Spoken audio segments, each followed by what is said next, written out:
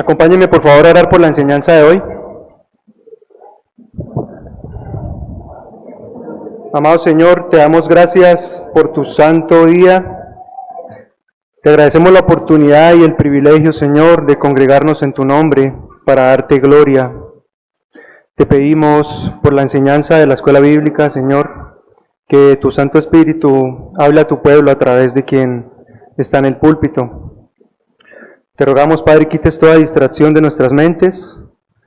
Dispón, por favor, nuestros corazones a tu palabra.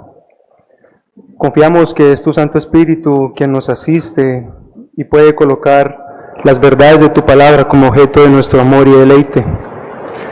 También te pedimos continúes poniendo deseo en los corazones de los hermanos que asisten fielmente a la escuela bíblica. Te pedimos traigas con bien a aquellos que vienen en camino y coloques el deseo en aquellos que no asisten y no aprovechan este medio de gracia que tú nos otorgas. Señor, es en tu autoridad que la palabra que hablamos tiene valor. Es en la autoridad de tu palabra que presentamos las doctrinas de la gracia, Dios, y rogamos que los presentes puedan experimentar esa gracia y tener un entendimiento más claro del panorama bíblico y hacer oposición a doctrinas dañinas que rebajan la suficiencia de nuestro Salvador en la cruz. En el nombre de Cristo te lo pedimos. Amén. Sean todos bienvenidos.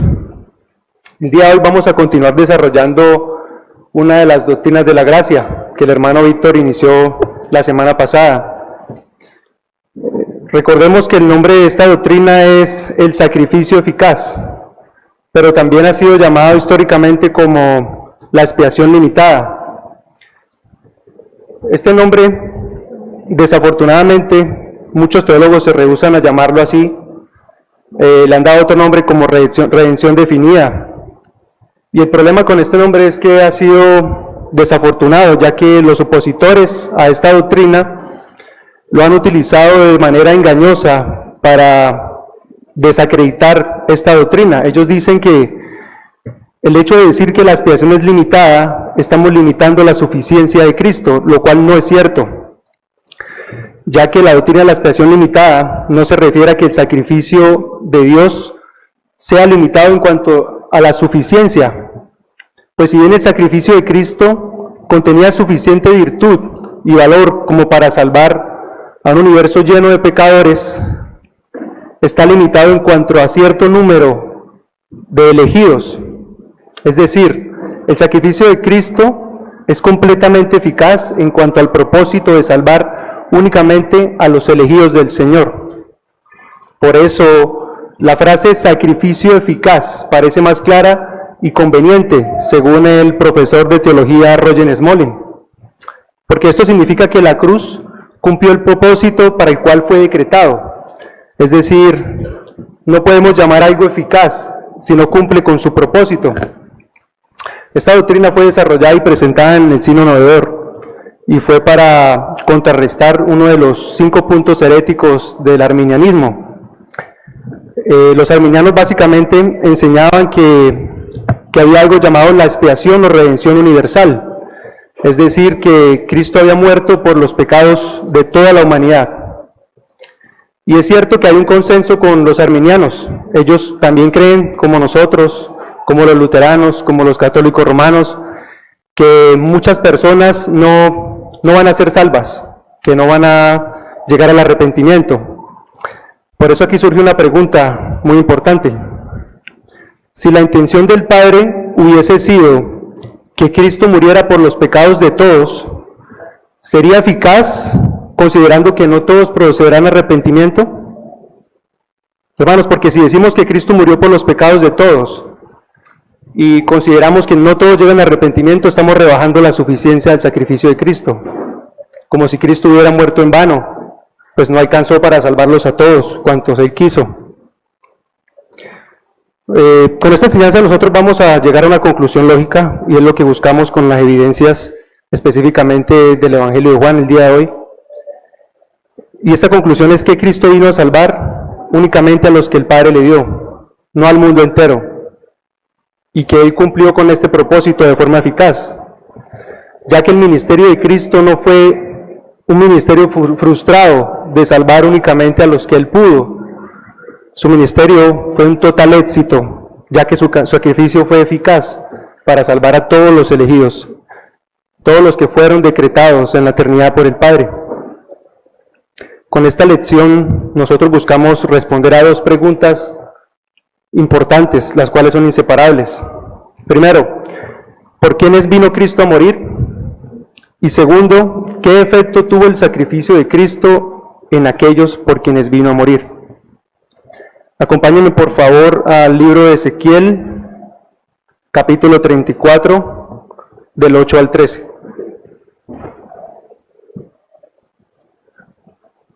Ezequiel 34, del 8 al 13.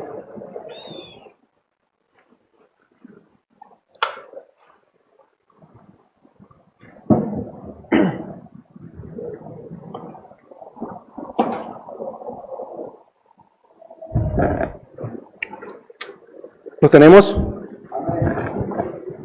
Dice así la palabra de Dios. Vivo yo, ha dicho Jehová el Señor, que por cuanto mi rebaño fue para ser robado, y mis ovejas fueron para ser presa de todas las fieras del campo, sin pastor, ni mis pastores buscaron mis ovejas, sino que los pastores se apacentaron a sí mismos, y no apacentaron mis ovejas. Por tanto, oh pastores, oíd palabra de Jehová. Así ha dicho Jehová el Señor. He aquí, yo estoy contra los pastores y demandaré mis ovejas de su mano, y les haré dejar de apacentar las ovejas. Ni los pastores se apacentarán más a sí mismos, pues yo libraré mis ovejas de sus bocas, y no les serán más por comida. Porque así ha dicho Jehová el Señor. He aquí yo mismo iré en busca de mis ovejas, y las reconoceré, como reconoce su rebaño el pastor el día que está en medio de sus ovejas esparcidas. Así reconoceré mis ovejas, y las libraré de todos los lugares en que fueron esparcidas el día del nublado y de la oscuridad. Y yo las sacaré de los pueblos, y las juntaré en las tierras, las traeré a su propia tierra, y las apacentaré en los montes de Israel, por las riberas y en todos los lugares habitados del país. Amén. De todas las analogías para describir la obra redentora de nuestro Señor en la Escritura, yo creo que la imagen del pastor es una de las más hermosas. Recordamos todos el Salmo 23, que es un salmo que muchas personas han memorizado y lo usan también para momentos difíciles. En esta porción de la Escritura en Ezequiel, es una profecía de Ezequiel para ir en contra de los abusos de los pastores de Israel, pero también nos está anticipando la llegada de un buen pastor, o del buen pastor, en cual nosotros ya conocemos. Aquí también se hace una referencia a las ovejas como al pueblo de Dios. Él habla de su rebaño como todos sus escogidos, cosas que encontramos a lo largo de muchos pasajes en el Antiguo y el Nuevo Testamento. También vemos en el capítulo 25 del Evangelio de Mateo que el Señor hace una clara distinción entre las ovejas y las cabras. Cuando el mismo Señor Jesucristo anuncia el juicio a las naciones, Él hace una separación. Él dice que va a separar a las cabras de las ovejas. ¿Sí recuerdan? Dice que pondrá las ovejas a su derecha y los cabritos a la izquierda. Y ahí es cuando dice que llamará a los de la derecha y les dirá: venid, benditos de mi Padre, y a los de la izquierda: apartados de mí, malditos, al fuego eterno. Yo veo claramente aquí que el Señor hace una distinción y habla que las ovejas son su pueblo elegido, y las cabras o los cabritos, como dice en la Reina Valera, son los que están destinados a perdición. Y aún con esta clara ilustración que vemos acá, aún hay una concepción errónea acerca de las ovejas y las cabras. Tal vez ustedes han escuchado muchas veces personas decir: yo era una cabra, pero el Señor me transformó en oveja. Yo lo he escuchado, lo cual pues la Escritura no enseña, y es algo muy común, porque la Escritura las muestra como dos especies totalmente distintas. Y aunque muchas veces las ovejas nos comportamos como cabras, no somos cabras. O cuando las cabras se comportan como ovejas, pues no van a ser ovejas nunca. ¿Sí?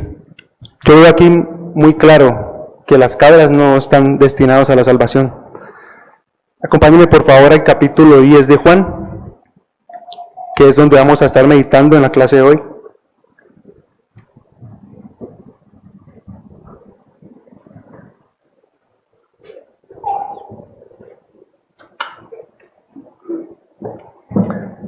Este capítulo inicia con la parábola del redil. Por limitaciones de tiempo no vamos a alcanzar a leer todo el capítulo, pero les queda como tarea para la casa.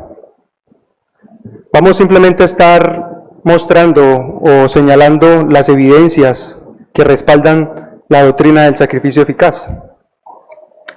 Básicamente en esta alegoría el Señor les pide a los creyentes, a sus ovejas, que se alejen, que abandonen el destructivo liderazgo espiritual de los fariseos y todos los sacerdotes que se oponían a él. Y el Señor se presenta aquí como el buen pastor, el verdadero pastor del pueblo de Israel, y también muestra quiénes son sus ovejas. El versículo 14 dice: yo soy el buen pastor y conozco mis ovejas, y las mías me conocen. Así como el Padre me conoce, y yo conozco al Padre y pongo mi vida por las ovejas. Aquí el Señor revela claramente que Él vino a morir por sus ovejas, o solo por las ovejas. Estas ovejas Él dice que Él las conoce y a Él le conocen. Y el Señor muestra que las ovejas ya eran suyas, antes de Él venir a morir por ellas. Y esto no limita la eficacia de la muerte del Señor, sino al contrario, define su propósito, porque fue por amor a sus ovejas escogidas que el Señor derramó su sangre en la cruz. Cristo no vino para hacer posible la salvación a quienes decidieran aceptarlo en su corazón, como enseñan muchos, sino que Cristo vino para asegurar la salvación de sus ovejas ya escogidas desde antes de la salvación del mundo. ¿Qué decíamos de cuando algo es eficaz?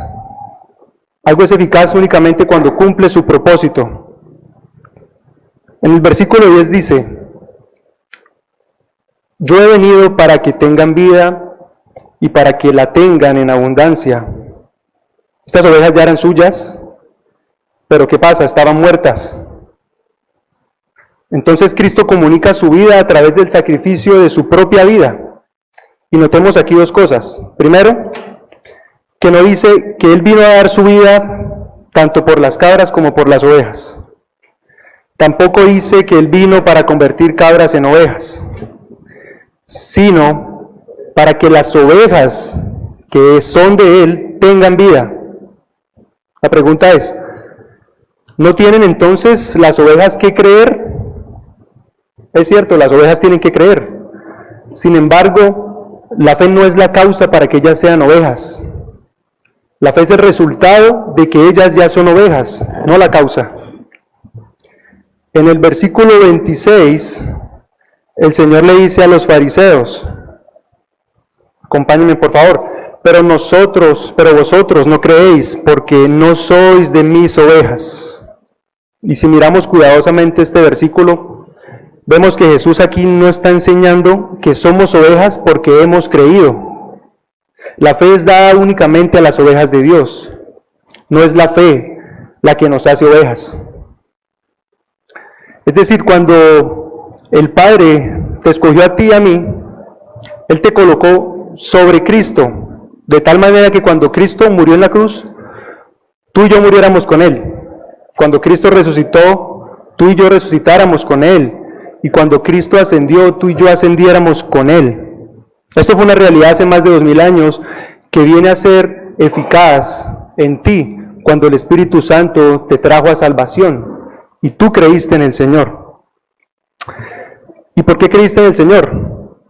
Claro, estamos viendo que el Señor primero vino a morir por sus ovejas, ¿sí? Entonces, cuando Cristo murió por ti en la cruz, no solo te estaba salvando, sino que también murió ahí para que tú tuvieras fe. Dios te escogió por el puro afecto de su voluntad y Cristo murió para que esa salvación fuera segura en su sangre. El teólogo y escritor J. Packer dice: el poder salvífico de la cruz no depende de que la fe sea añadida a ella. El poder salvífico es tal que la fe fluye de ella. El poder de la cruz no necesita ni de tu fe ni de la mía para ser eficaz. El poder de la cruz es tal que de ahí fluye la fe en nosotros. Finalmente, la vida eterna es dada únicamente a sus ovejas. Acompáñenme por favor al versículo 27 hasta el 29. Dice así la palabra: mis ovejas oyen mi voz, y yo las conozco, y me siguen.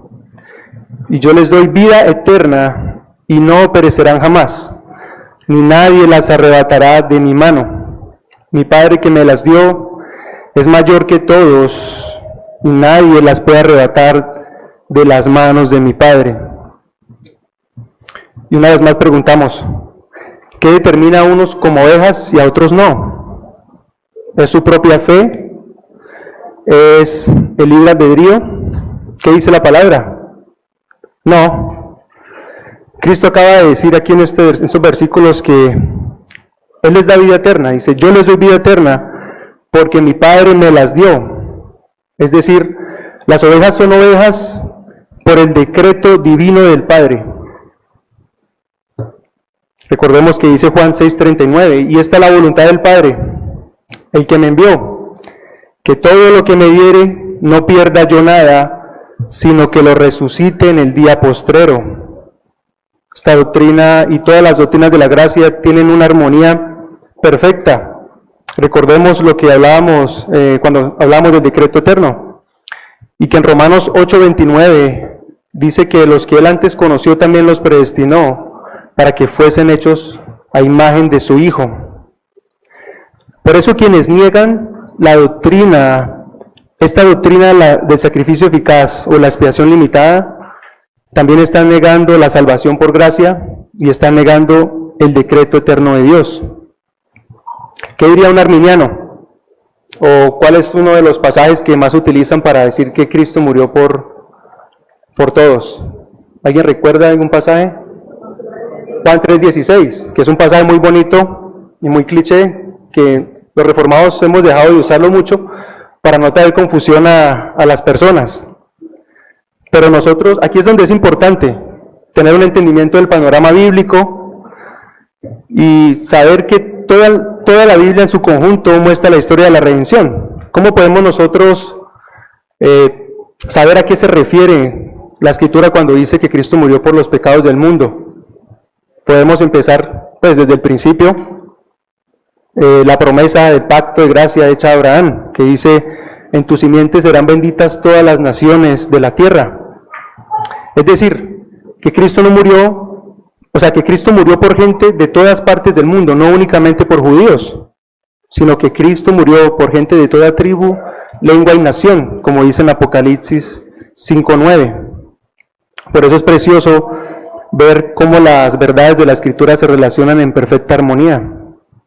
Y mis hermanos, esta doctrina nos ofrece un entendimiento más profundo del sacrificio del Señor Jesucristo, porque su sacrificio es suficiente ofrenda para ser perfectos para siempre a los santificados, como dice en Hebreos 10:14. Esta salvación que el Señor nos da ya está segura, porque fuimos regalos del Padre al Hijo, para que en la muerte del Hijo fuera asegurada la salvación y que nada nos pueda arrebatar de su mano. Esto es suficiente garantía, mis hermanos, como para que nosotros pues cantemos con mucho júbilo: Jehová es mi pastor y nada me faltará. Yo sé que usamos mucho este salmo en tiempos de aflicción, lo cantamos, yo sé que lo creemos, pero no por nada este salmo está después del Salmo 22, que es el salmo angustioso de David, que nos anticipa la angustia del Señor en la cruz. Y yo creo que es con el entendimiento del Salmo 22 que nosotros podemos cantar de forma segura y con júbilo que Jehová realmente es nuestro pastor. Esta doctrina de sacrificio eficaz está para ser enseñada más o menos en 4 o 5 sesiones. Entonces, a mí me correspondió únicamente enseñar de las evidencias que hay en el Evangelio de Juan. Los otros hermanos van a estar exponiendo el resto de evidencia y vamos a estar como repitiendo algunas cosas, y la idea es que esto se nos pueda quedar en nuestra mente, podamos aplicarla, que tengamos al menos argumentos básicos para contrarrestar todos estos vientos de doctrina, y que hoy en día vemos que no lo reconocemos como arminianismo, pero en todas partes, ¿cuál es el mensaje del Evangelio que se predica generalmente? El Señor te ama y tiene un plan maravilloso para tu vida. Él murió por los pecados de todo el mundo, dicen. Pero esto no es cierto. Esto es un evangelio diluido y engañoso, que puede hacer pensar a muchas personas que han sido salvas cuando realmente no aman al Señor. Por eso, hermanos, nuestra oración es que seamos más comprometidos con el estudio de las doctrinas de la gracia. Estamos tratando de traerlas de una manera más sencilla, que se puedan explicar, que la puedan entender, que puedan tomar apuntes, notas pequeñas, memorizar algunos versículos. No se trata de dar debates en reuniones familiares ni debates con arminianos, sino más bien por gracia nosotros presentar lo que por gracia hemos recibido del Señor, y es el entendimiento de la doctrina bíblica. Así que por favor, hermanos, acompáñenme a orar para terminar esta enseñanza. Padre Celestial, cuán hermosa es tu palabra, cuán increíble es la obra de la redención llevada a cabo en la cruz por nuestro precioso Salvador. Señor, te pedimos que tu Santo Espíritu obre, Señor, y nos conceda experimentar y volver esta doctrina, la doctrina de la cruz, de que Cristo es suficiente para salvar los pecados, pero no es eficiente para salvarlos a todos, porque el Señor no los ha escogido a todos. Te pido, Señor, que nos ayudes a apreciar, Señor, la cruz de Cristo y volverla al objeto más alto de nuestro amor, Señor. Por favor, te pedimos que nos ayudes a entender que la mayor garantía es saber que nadie nos puede arrebatar de tu mano, pues tu decreto electivo nos ha escogido y tú no tienes sombra de variación. Tú eres Dios inmutable, tú eres justo, Señor. Ayúdanos a proclamar la verdad de tu evangelio, a enseñar, Señor, la doctrina bíblica con júbilo, a vivir a la luz de la gracia derramada sobre nosotros, inmerecedores de toda bondad. Te pedimos, Señor, continúes bendiciendo este tiempo de estudio que estamos teniendo antes del culto. Sigue alentando a los maestros, sigue alentando hermanos a prepararse para servir, Señor, porque la mies es mucha, Padre, y hay pocos obreros, pero nosotros confiamos, Señor, en que tú levantarás más obreros, Señor, que sirvan, Padre bueno. Te pedimos que ayudes a que estas enseñanzas y estas doctrinas puedan quedar en nuestro corazón, Padre bueno, que nos ayuden, que seamos más conscientes y comprometidos en el estudio de todo el consejo de tu palabra para hacer frente a las artimañas de los lobos y de todo viento de doctrina falsa, Dios. Confiamos en que tú eres ese buen pastor que da la vida por sus ovejas y que estamos en tus manos. Confiamos en tu soberanía, Señor, y eres tú quien inquieta nuestros corazones a servirte. Eres tú quien inquieta nuestros corazones a proclamar las verdades de tu evangelio. Y en eso confiamos, Padre, que todo lo que hacemos, Señor, no tenemos jactancia en ello, porque es por gracia, Padre, que podemos enseñar, es por gracia que podemos compartir a la familia, es por gracia que tenemos un evangelio suficiente, Padre, es por gracia, Señor, que hemos recibido tu salvación, que hemos sido decretados como ovejas y no como cabras. Así que, entendiendo esta gracia, Señor, por gracia, ayúdanos a darla a otros, a compartir por gracia, a entender que nosotros no merecemos nada, no hemos hecho nada, porque nuestras obras son insuficientes, y la única obra suficiente es la de Cristo en la cruz, y es por sus obras y sus méritos que nosotros tenemos salvación.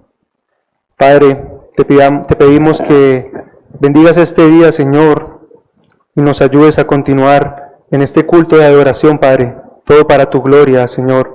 En el nombre de Cristo te oramos. Amén.